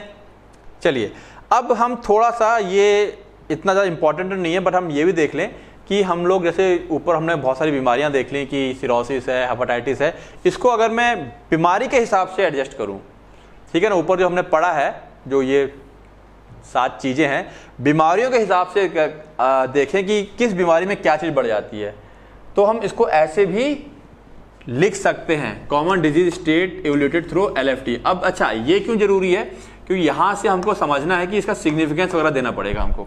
डायरेक्ट 1 मार्क्स क्वेश्चन आता है कि भाई हेपेटाइटिस में बताओ एएलटी एएसटी की वैल्यू क्या होती है, तो ये बढ़ जाती है, बाइलिरुबिन भी बढ़ जाता है जो कि कॉमन इन वायरल हेपेटाइटिस, तो हेपेटाइटिस में ये तीनों चीजें बढ़ जाएंगी। तो ये थोड़ा सा आपको अलग से 1 मार्क्स क्वेश्चन में क्वेश्चन आ सकता है, इसीलिए इसको मैंने यहाँ पे अलग से मेंशन कर दिया, ठीक है। सिरोसिस हो रखा है तो एएसटी एएलटी लेवल हल्के से बढ़ते हैं, बट जो एल्ब्यूमिन लेवल है वो लो रहता है, पीटी इज प्रोलॉन्ग, पीटी बढ़ जाता है, ठीक है, बाइलिरुबिन लेवल में इंक्रीज। तो ये मे वाली वर्ड जहां पे मे आ गया इसको छोड़ सकते हो, बट एएसटी एएलटी हल्का बढ़ता है, एल्ब्यूमिन लो हो जाता है, पीटी टाइम प्रोलॉन्ग हो जाता है, ये सिरोसिस से आप ध्यान रखेंगे, ठीक है। यानी कि ऊपर के जो पॉइंट है उसको डायरेक्ट बीमारी के हिसाब से मैं बता रहा हूं क्या चीज घट रही है क्या चीज बढ़ रही है। आप इसको ऐसा कर सकते हैं, जैसे हेपेटाइटिस लिख करके यहां पे लिख लिया एएलटी एएसटी, ठीक है, बाइलिरुबिन, ऐसे कर करके इंक्रीज कर लिया है, डिक्रीज कर लिया, तो ये याद रहेगा कि ये चीज घट रही है ये चीज बढ़ रही है, फिर अपने शब्दों में लिख देंगे, ठीक है ना। इस तरह फैटी लीवर में माइल्ड एलिवेशन, हल्का सा एएलटी एएसटी बढ़ता है अलॉन्ग विद नॉर्मल बाइलिरुबिन एल्ब्यूमिन, बाइलिरुबिन और एल्ब्यूमिन भी थोड़ा सा बढ़ जाता है। जो नॉन अल्कोहलिक स्टेटोहेपेटाइटिस है NaSH और लिवर इन्फ्लेमेशन इज प्रेजेंट, ठीक है, जो NaSH है वहां पे लिवर इन्फ्लेमेशन मौजूद होता है एंड ALT AST में हायर, तो इसके अंदर ALT AST हाई हो सकता है, मतलब एलिवेशन है ही, माइल्ड और उसकी बात हो रही है, यहाँ पे भी क्या है बड़ा ही हुआ है, ठीक। लिवर कैंसर की बात करें तो यहाँ पे भी AST ALT ALP बाइलिरुबिन बढ़ा हुआ है। यहाँ पर एक चीज और पाई जाती है अल्फा फैटोप्रोटीन, ठीक है ना, commonly elevated in liver cancer. ये लिवर टेस्ट में नहीं आता है, अलग से है, टेस्ट किया जाता है, बट अल्फा फैटोप्रोटीन भी क्या होता है इंक्रीज कर जाता है लिवर कैंसर में। जैन बाइल की बात करें तो इसमें भी लगभग सारी चीजें ALP, यहाँ पे GGT भी आ गया। GGT का स्पेशल रेफरेंस किसके साथ रहेगा, कोलेस्टोसिस यानी कि बाइल फ्लो ऑब्स्ट्रक्शन के साथ रहेगा। लगभग हर चीज बढ़ी रही है, ठीक है ना। ड्रग इंड्यूस्ड लिवर इंजरी, इसमें भी क्या हो रहा है, जैसे कोई एस्टामिनोफिन है, स्टैटिन है, इनकी वजह से लिवर डैमेज हुआ है, तो यहाँ पे भी ALT AST क्या हो गया है, बढ़ ही गया है। तो ओवरऑल हर चीज किसी भी कंडीशन में ये चीजें बढ़ जाती हैं। एक मोटा मोटा क्या निकल आएगा, निष्कर्ष निकल के आ सकता है। और आप यहाँ पे आपके लिए अब क्या आसानी होगी, 2-2 3-3 बीमारियां याद कर लें, इंटरप्रिटेशन में लिख दें कि इस बीमारी में ये चीज इंक्रीज कर जाती है, ठीक है, तो लिखने में हमारे लिए आसानी हो जाएगी। क्लियर, चलें आगे। रीनल फंक्शन टेस्ट, ठीक है, जिसको भी बहुत डिटेल पे हम लोगों ने बायोकेमिस्ट्री में पढ़ा हुआ है, अब उसका मेन सार हम यहाँ देखते हैं। तो रीनल फंक्शन यानी कि किडनी फंक्शन, तो renal function test are essential in evaluating kidney health, kidney health को जांचने के लिए काफी जरूरी है ये, and diagnosing various disease state, और कई सारे डिजीज स्टेट को परखने के लिए भी जरूरी है। These test assess the ability of kidney, ये टेस्ट ये जांचते हैं कि किडनी की क्षमता कितनी है टू फिल्टर वेस्ट प्रोडक्ट, कितना वेस्ट प्रोडक्ट को अपने अंदर से, यानी किडनी का काम क्या होता है, वेस्ट प्रोडक्ट को फिल्टर करके बाहर निकालना है ना, उसकी कितनी क्षमता बची है।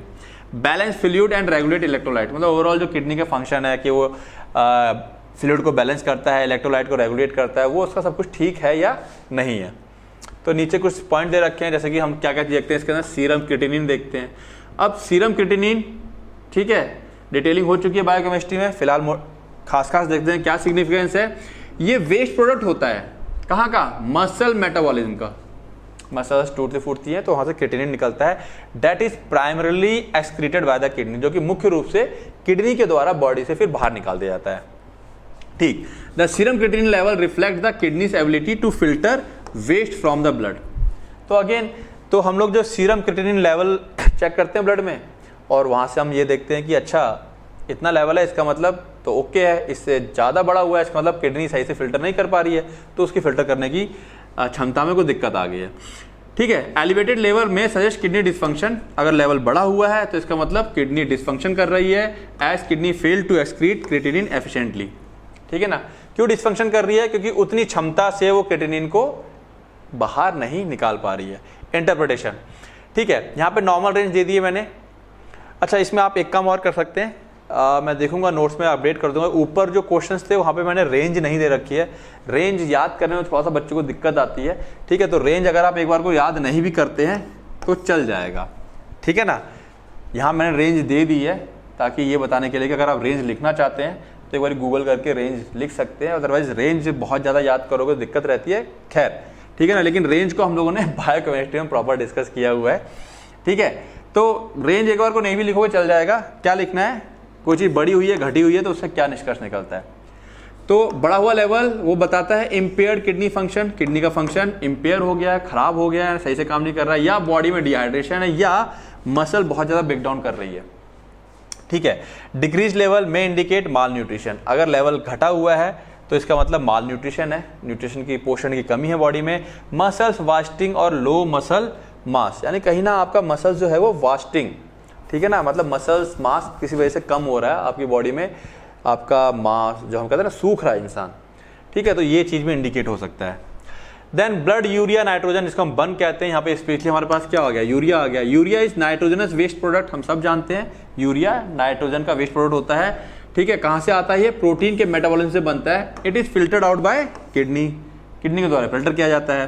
BUN level reflect kidney ability to remove urea, BUN से हमें क्या पता चलता है, किडनी की कितनी क्षमता है यूरिया को बॉडी से बाहर निकालने की, ठीक है ना। तो ये इट इज कॉमनली यूज, ठीक है, इस लाइन को छोड़ दो, इसकी जरूरत नहीं है, इसको हटा देंगे, एक्स्ट्रा लाइन है। इंटरप्रिटेशन क्या करेंगे, नॉर्मल रेंज जैसे मैंने बताया, याद करना चाहो याद कर सकते हो, ठीक है। अदरवाइज एलिवेटेड लेवल का मतलब किडनी डिसफंक्शन, सब में बड़ा हुआ है तो किडनी डिसफंक्शन है, डिहाइड्रेशन है, या एक्सेसिव प्रोटीन, बहुत ज्यादा आप प्रोटीन खा रहे हैं, या गैस्ट्रो इंटेस्टाइनल ब्लीडिंग हो रही है आपको, ठीक है। अगर लेवल गिरा हुआ है इसका मतलब less common but may suggest mall nutrition, बहुत ही कम देखने को मिलता है कि बन का लेवल गिर गया है, बट ऑब्वियसली बात है जब न्यूट्रिशन पूरा नहीं हो रहा है, प्रोटीन की कमी है, तो लेवल डाउन हो जाएगा। या लिवर डिजीज या ओवर हाइड्रेशन, यानी कि या ओवर हाइड्रेशन मतलब आपकी बॉडी में पानी ज्यादा मात्रा में है। क्लियर।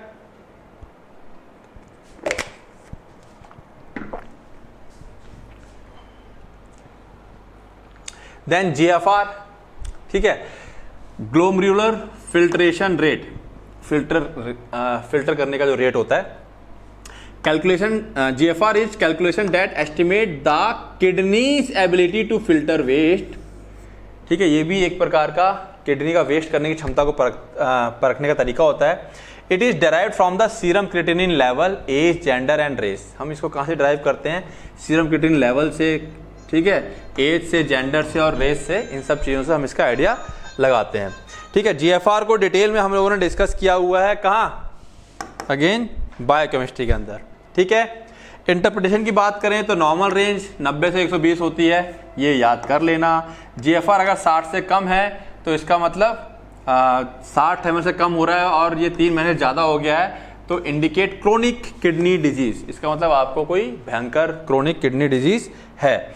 और जीएफआर लेस देन 50 ml हो गया है तो इसका मतलब किडनी फेल हो चुकी है आपकी, डिटेल कर रखा है वहाँ पे, पूरा डाटा दे रखा है, तो यहाँ पे मेन चीज़ें हम यहाँ कर रहे हैं, ठीक है ना। क्लियर है बातें। चलो, urine analysis, a routine urine analysis can help detect abnormal substance. Urine का सैंपल लेते हैं और उसके अंदर हम एबनॉर्मल चीज़ों को परखने की कोशिश करते हैं, जैसे कि प्रोटीन, ब्लड, ग्लूकोज, बैक्टीरिया तो नहीं है आपके यूरिन के अंदर, जो कि इंडिकेट करेगा किडनी डिजीज को या कोई और दूसरी हेल्थ कंडीशन को। इंटरप्रिटेशन, अगर प्रोटीन है यूरिन के अंदर तो प्रोटीन यूरिया है, इसका मतलब significant protein level in urine can be a sign of kidney damage. अगर प्रोटीन की मात्रा किडनी के अंदर दिखाई पड़ रही है, यूरिन के अंदर, इसका मतलब प्रोटीन फिल्टर होकर आ रही है किडनी से, यानी कि आपकी किडनी डैमेज हुई है भयंकर तरीके से। इसमें आपका ग्लोमेरुलोनेफ्राइटिस यानी कि जो ग्लोमेरुलस है उनमें इन्फेक्शन हो सकता है, डायबिटिक नेफ्रोपैथी हो सकती है, डायबिटीज की वजह से आपका नेफ्रॉन्स डैमेज हो गए किडनी के। हेमेटोयूरिया, ब्लड आ रहा है यूरिन में जो इंडिकेट करेगा इन्फेक्शन को या किडनी स्टोन को, ठीक है ना, या ग्लोमेरुलोनेफ्राइटिस को, ठीक है। तो किडनी स्टोन सब जानते हैं, यूटीआई यूरिनरी ट्रैक्ट इन्फेक्शन जो होता है, यूटीआई जिसको बोलते हैं, इसको भी सब लोग जानते हैं अच्छे से। यूटीआई क्या होते हैं, जो ट्रैक्ट होता है यूरेथ्रा से लेकर के यूरेटर तक का, उस रास्ते में जो भी अगर इन्फेक्शन होता है तो यूटीआई बोला जाता है। प्रेजेंस ऑफ ग्लूकोज, अगर ग्लूकोज है तो क्या समझ में आएगा, डायबिटीज है या रीनल ट्यूबुलर डिसफंक्शन, जो उसके ट्यूब्यूल्स है वहां पे कोई गड़बड़ी हो गई जिसकी वजह से ग्लूकोज प्रॉपर रीअब्सॉर्ब नहीं हो पा रहा है। बैक्टीरिया आ रहा है तो अगेन यूटीआई है आपको, ठीक है, कॉमन है ये तो।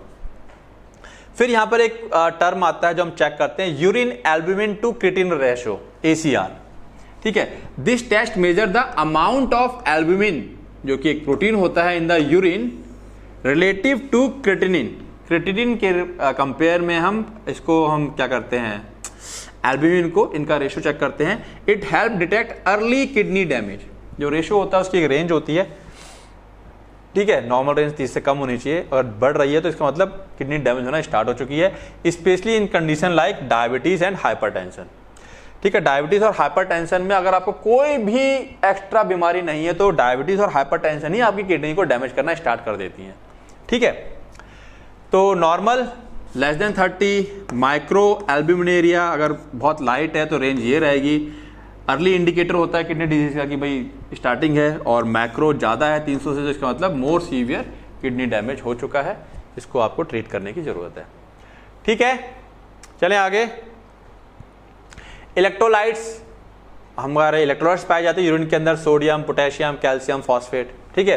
The kidney play a key role in regulating the balance of electrolytes, हम सबको पता है इलेक्ट्रोलाइट्स को बैलेंस करती है, बहुत सारे इलेक्ट्रोलाइट्स को वापस से एब्जॉर्ब कर लेती है ताकि वो बॉडी से बाहर ना निकले, like sodium, potassium, calcium and phosphate example आ गई है। इंटरप्रिटेशन, ठीक है। हाइपोनेट्रेमिया, लो सोडियम, ये इंडिकेट करेगा किडनी फेलियर को, और एक्सेसिव फ्लूइड रिटेंशन, अगर सोडियम कम है तो इसका मतलब किडनी फेल हो रही है आपकी, या बॉडी में बहुत ज़्यादा फ्लूइड है आपका। हाइपर कैलेमिया, हाई पोटेशियम, ये टर्म याद रखेंगे, एमसीक्यू है अच्छे खासे इसके ऊपर आते हैं। A critical condition often associated with kidney failure, kidney failure होगा तो हाइपर कैलेमिया हो जाएगा, ठीक है।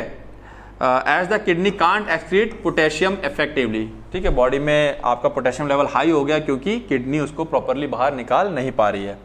देन हाइपोकैलेमिया, लो कैल्शियम, ठीक है, एंड हाइपर फॉस्फेटेमिया, हाई फॉस्फेट, ये भी इंडिकेट करते हैं occur in kidney disease, particularly in chronic kidney disease. अगर क्रोनिक किडनी डिजीज होती है, लंबे समय से कोई किडनी की बीमारी है, that is called chronic kidney disease, तो उस केस में हमको ये देखने को मिलता है due to imbalances in calcium and phosphate metabolism, क्योंकि कैल्शियम और फॉस्फेट का जो मेटाबॉलिज्म है वो गड़बड़ हो चुका है और किडनी उसको प्रॉपर बाहर नहीं निकाल पा रही है, ठीक है। तो सिंपल चीजें हैं, सिस्टाटिन सी, ये सारे टर्म्स फिर कह रहा हूं मैं क्योंकि मैं पढ़ा चुका हूं, मुझे पता है। जो बच्चा वो पढ़ चुका होगा ना उसको लग रहा होगा यार ये तो वही सब है, कुछ नहीं है, यानी जिसने वो चैप्टर पढ़ लिया तो उसके लिए ये चैप्टर ओके हो गया, खत्म है चैप्टर, पढ़ने की जरूरत ही नहीं है।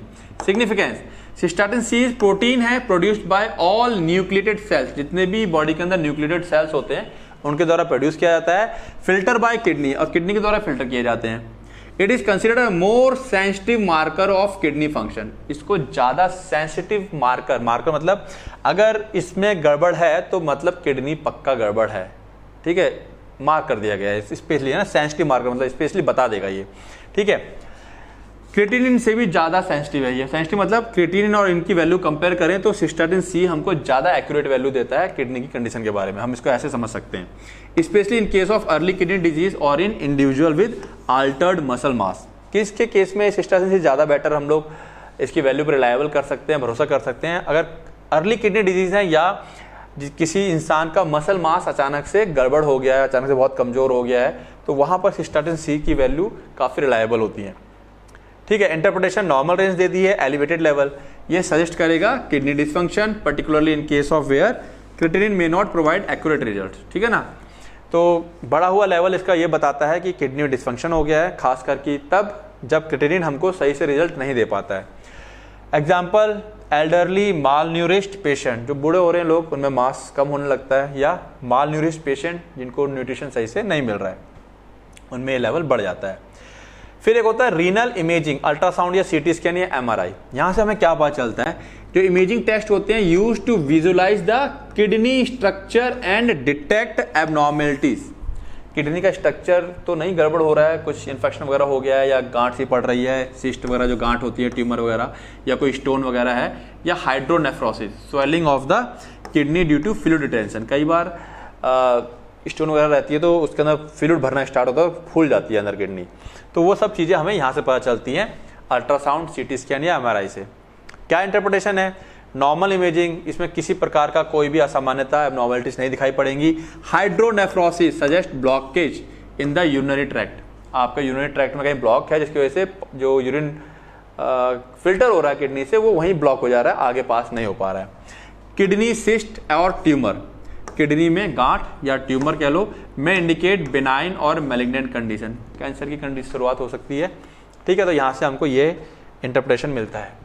नेक्स्ट, किडनी की बायोप्सी करेंगे, अगेन हल्का सा किडनी का पार्ट लेकर के टिश्यू काट करके हम बायोप्सी करते हैं। In certain cases kidney biopsy में performed to diagnose specific kidney disease, जैसे कि ग्लोमेरुलोनेफ्राइटिस, इंटरस्टिशियल नेफ्राइटिस या ल्यूपस नेफ्राइटिस, नेफ्रॉन की अलग अलग कंडीशंस हैं इन्फेक्शन की, उसको चेक करने के लिए हमें बायोप्सी करनी पड़ती है। बायोप्सी करने से हमें इनसाइट, अंदरूनी जड़ पता चलती है कि इन टाइप और एक्सटेंट ऑफ किडनी डैमेज, किस टाइप का डैमेज है और किस हद तक डैमेज हो गया है, which help guide treatment decision, जिससे हम एग्जैक्ट ट्रीटमेंट डिसीजन ले पाते हैं और ट्रीटमेंट कर पाते हैं। ठीक है, तो कई प्रकार के हैं। लास्ट के अगर मैं 2 की बात करूं, 8th और 9th की, तो वो एक बार को आप छोड़ भी सकते हो, बट सिस्टाटिन सी तक आपको पढ़ना है। ठीक है, सॉरी। अब लास्ट इसके अंदर थायराइड, जो बच्चे थायराइड पढ़ चुके हैं, अपने फार्माकोथेरेपेटिक्स में भी थायराइड पढ़ चुका है, हाइपोथायराइडिज्म और हाइपरथायराइडिज्म। 2 ही बीमारियां होती हैं, हाइपर और हाइपो, बट उनको पता लगाने के तरीके अलग अलग हैं। आओ देख लें। Thyroid function test are vital in evaluating the thyroid gland. ये स्टार्टिंग का जो परफॉर्मा होता है, ये आप अपने मन से भी लिख सकते हैं अपनी नॉलेज के आधार पर। ठीक है, जैसे मैंने यहाँ लिखा है, थायराइड फंक्शन टेस्ट एक वाइटल, बहुत इंपॉर्टेंट टेस्ट है थायराइड ग्लैंड्स की एबिलिटी को जांचने के लिए, जो कि प्रोड्यूस करती है और रेगुलेट करती है हार्मोन। कौन से? हार्मोन प्रोड्यूस करती है और रेगुलेट करती है वो हार्मोन जो मेटाबॉलिज्म, ग्रोथ और डेवलपमेंट को कंट्रोल करते हैं। तो ये बातें आप अपने मन से बना के भी थोड़ा सा अपने नॉलेज के आधार पर लिख सकते हैं। ठीक है, जैसे कि मैं हमेशा बोलता हूँ कि लकीर का फकीर मत बन जाओ, कि जैसा लिखा वैसे लिख के चले आओ। थायराइड का है, स्टार्टिंग का आपको डेफिनेशन लिखनी है, कोई बात लिखनी है, आप फार्माकोथेरेपेटिक है या बायोकेमिस्ट्री है, कहीं से भी डाटा लेकर के लिख सकते हैं। ठीक है, अब कौन से 2 हार्मोन होते हैं? T3 और T4 होते हैं। ठीक है, T4 रिलीज किया जाता है, T4 बाद में T3 में कन्वर्ट हो जाता है, हम सबको पता है। फिर जो पिट्यूटरी ग्लैंड होती है, वो हमारा थायराइड स्टिमुलेटिंग हार्मोन रिलीज करती है, जो कि थायराइड ग्लैंड पे जाकर के एक्ट करती है और उसको T4 रिलीज करने के लिए मजबूर करती है। सिंपल सी कहानी है, ये हम लोगों ने HAP में भी हार्मोन वाले चैप्टर में पढ़ा हुआ है। तो ये स्टार्टिंग में आप यहाँ पर इंट्रो दे सकते हैं। अब टेस्ट की बात करें तो सबसे पहले हम लोग TSH को जांचते हैं। कभी भी आप जिनको थायराइड का प्रॉब्लम होता है, उनका TSH का टेस्ट होता है। ठीक है, सिग्निफिकेंस क्या है? Thyroid stimulating hormone. अगर पिट्यूटरी थायराइड स्टिमुलेटिंग हार्मोन को ज्यादा निकाल रही है, इसका मतलब ग्लैंड प्रॉपर वर्क नहीं कर रही है ना, तभी तो ज्यादा निकालेगा ताकि ग्लैंड ज्यादा एक्टिव हो जाए। चलो देखते हैं। TSH is produced by the pituitary gland and stimulate the thyroid to release thyroxine T4 and triiodothyronine T3। क्या इंपॉर्टेंस है TSH की? ये थायराइड ग्लैंड को जाकर के एक्टिवेट करता है कि भाई T4 और T3 बनाओ। TSH लेवल रिफ्लेक्ट, जो थायराइड स्टिमुलेटिंग हार्मोन का लेवल है वो रिफ्लेक्ट करता है, बताता है the function of the thyroid gland and its ability to produce these hormone. TSH के लेवल से हम लोग ये पता लगा पाते हैं कि थायराइड ग्लैंड का क्या फंक्शन है, कितना सही काम कर रहा है कि नहीं कर रहा है, और उसकी हार्मोन्स T3 T4 को प्रोड्यूस करने की क्षमता कैसी है। ये इसका सिग्निफिकेंस है। इंटरप्रिटेशन, नॉर्मल रेंज ये रही। ठीक है, एलिवेटेड अगर बड़ा हुआ है, इसका मतलब हाइपो। देखो ध्यान रखो, TSH बड़ा हुआ है। यहां बच्चा थोड़ा कंफ्यूज करता है, पहले भी एक क्वेश्चन उठा था, समझते हैं। मान लो ये है मेरी थायराइड ग्लैंड TG, कहां पर है? हमारे गर्दन पे है, नेक पे है। ठीक है, ये थोड़ा सा ये ऊपर ब्रेन कर लेते हैं। ठीक है, यहां पर ये पिट्यूटरी पीछे की तरफ है, यहां पर ये सब पिट्यूटरी बना लेते हैं। ठीक है, ये क्या है मेरे पास? Pituitary gland.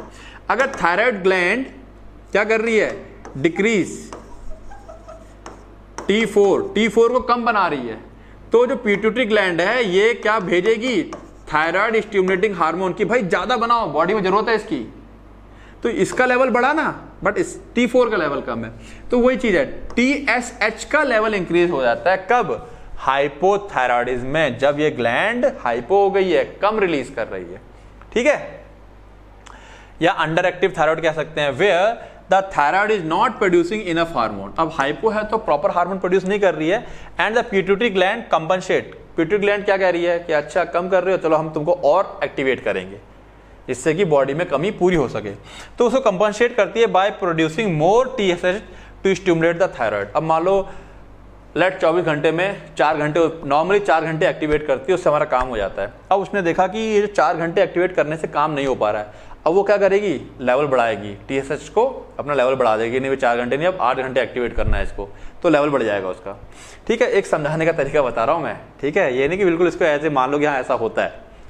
ठीक है, नाउ लो, अगर ये कम है इसका मतलब वो बहुत ज्यादा बना रहा है। ठीक है, ये अगर बड़ा हुआ है तो ये कम कर देगा इसको, भैया कम बनाओ, बट ये ऑलरेडी बहुत ज्यादा बनाया जा रहा है। तो हाइपरथायराइडिज्म, अगर लो TSH है तो बच्चों ध्यान रखो, TSH का लेवल हाई है तो हाइपो और लो है तो हाइपर। ठीक है, ओवर एक्टिव थायराइड, थायराइड बहुत ज्यादा एक्टिव हो गई है, where the thyroid produces too much hormone, जहां पे थायराइड बहुत ज्यादा हार्मोन प्रोड्यूस करती है, leading to suppressed TSH production, ठीक है ना, बाय द पिट्यूटरी ग्लैंड। अब ये बहुत ज्यादा बना ही रही है तो इसकी वजह से क्या है, टीएसएच का जो प्रोडक्शन है पिट्यूटरी ग्लैंड अपना कम कर देती है कि भाई ये तो ऑलरेडी खुद बहुत ज्यादा बना रहा है, तो मेरे को एक्स्ट्रा टीएसएच प्रोड्यूस करने की जरूरत नहीं है। फिर एक तीसरी कंडीशन आती है वेरी लो और अनडिटेक्टेबल टीएसएच।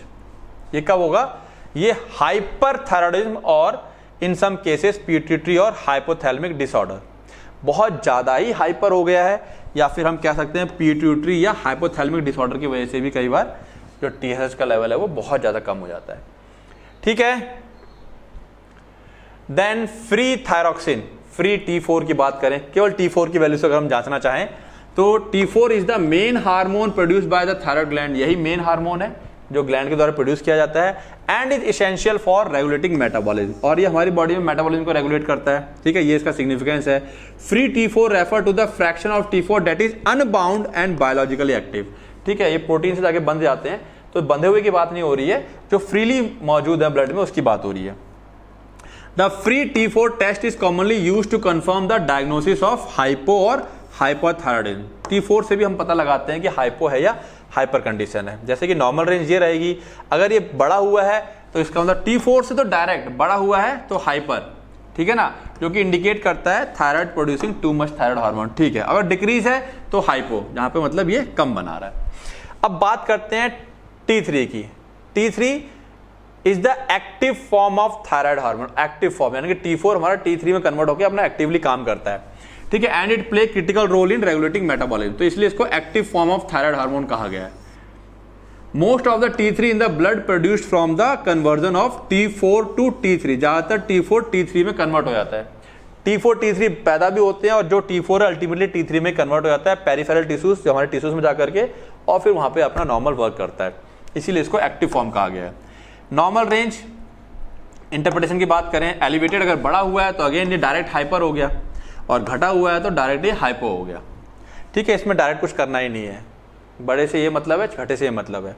ठीक है, यहां पर एक कंडीशन आती है टोटल T4 और T3, अगर हम दोनों को मिला करके जांचें तो क्या पता लगता है, तो ये जो टेस्ट होता है सिग्निफिकेंस क्या है, this test measure the total amount of T4 T3 in the blood both bound to protein and in their free state. यहां पर हम दोनों की वैल्यू चेक करते हैं, जो फ्रीली मौजूद है और जो प्रोटीन से बंधे हुए हैं, प्रोटीन बाइंडिंग होते हैं जो प्रोटीन से बंध जाते हैं। ठीक है, however because a significant portion of this hormone is bound to protein they may not accurately reflect thyroid activity in certain condition.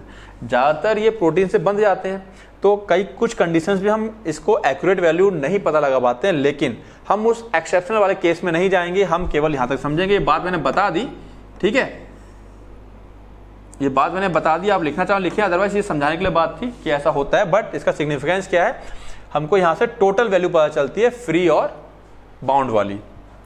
तो एलिवेटेड अगर ये टोटल वैल्यू बड़ी हुई है तो अगेन सीधा सीधा क्या आएगा, हाइपरथायराइडिज्म। ठीक है, कब ऐसा देखने को मिलता है,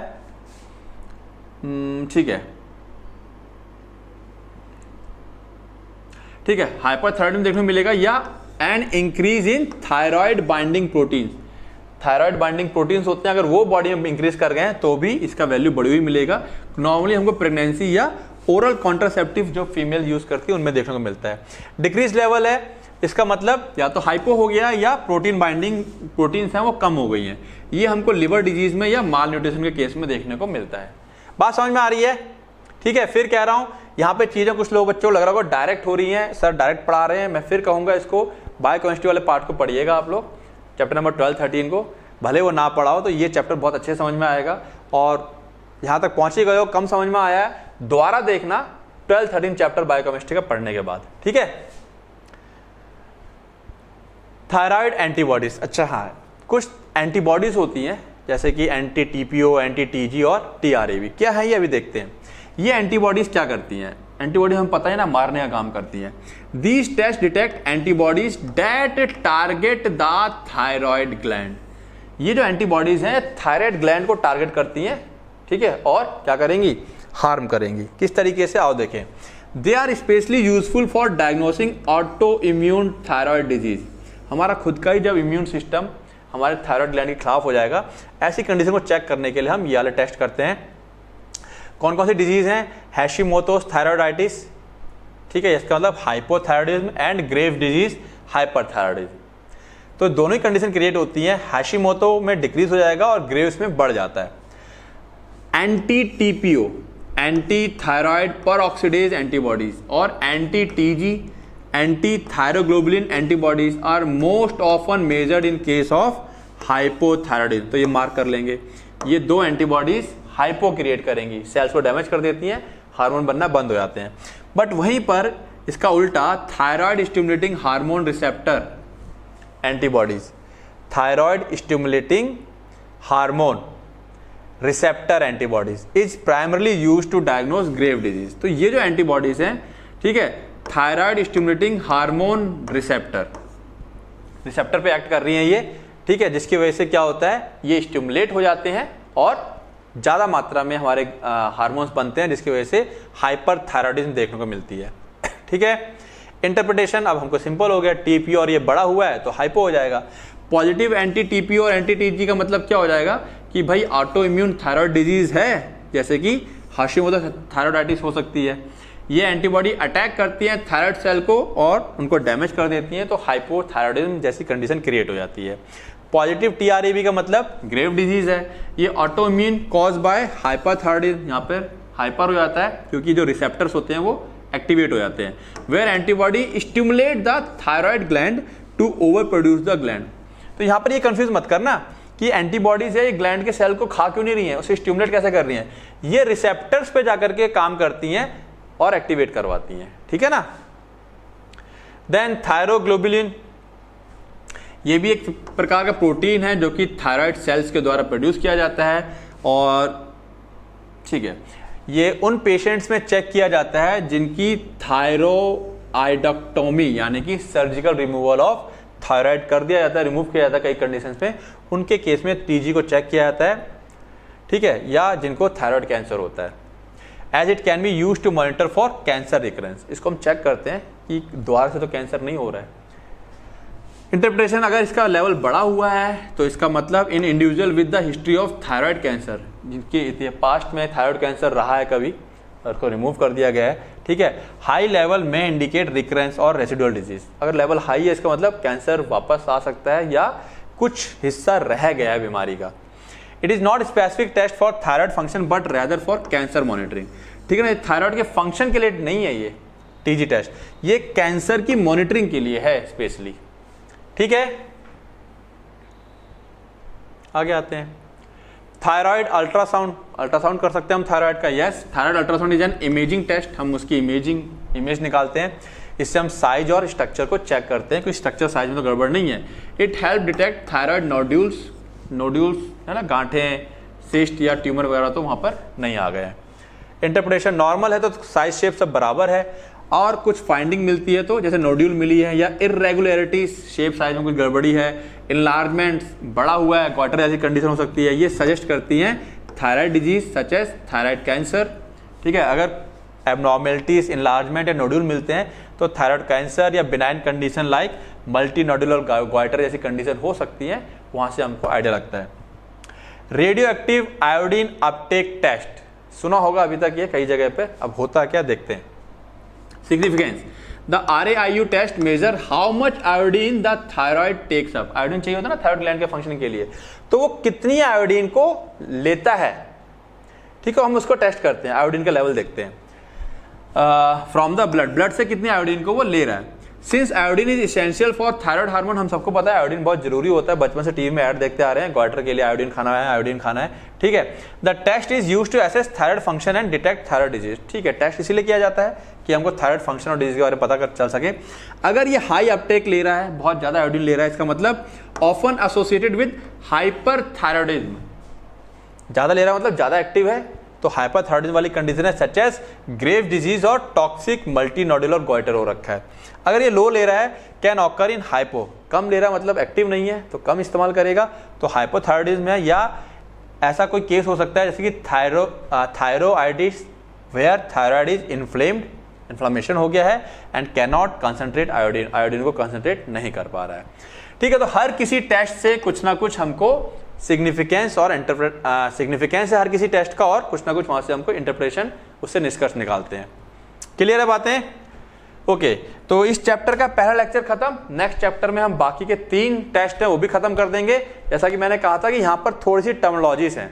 अब यहाँ तक अगर पढ़ लिया है और थोड़ी कंफ्यूजन बची रह गई है तो नेक्स्ट लेक्चर आने से पहले बायोकेमिस्ट्री का चैप्टर नंबर 12 और 13 खत्म कर ले। मैं बार बार उसको जोड़ दे रहा हूँ, ये 3 चैप्टर साथ में ही पढ़ने हैं आपको, ठीक है। बाद बाकी नोट्स डिस्क्रिप्शन में मिलने वाले हैं, और जो बच्चे लाइव क्लास में उनको तो अपडेट हो चुके होंगे, ठीक है। देन ये मेरा नंबर है, कोई प्रॉब्लम आती है, और ये अपना ऐप जिसके बारे में सबको पता ही है। तो पढ़ते रहो, रिवाइज करते रहो। All the best.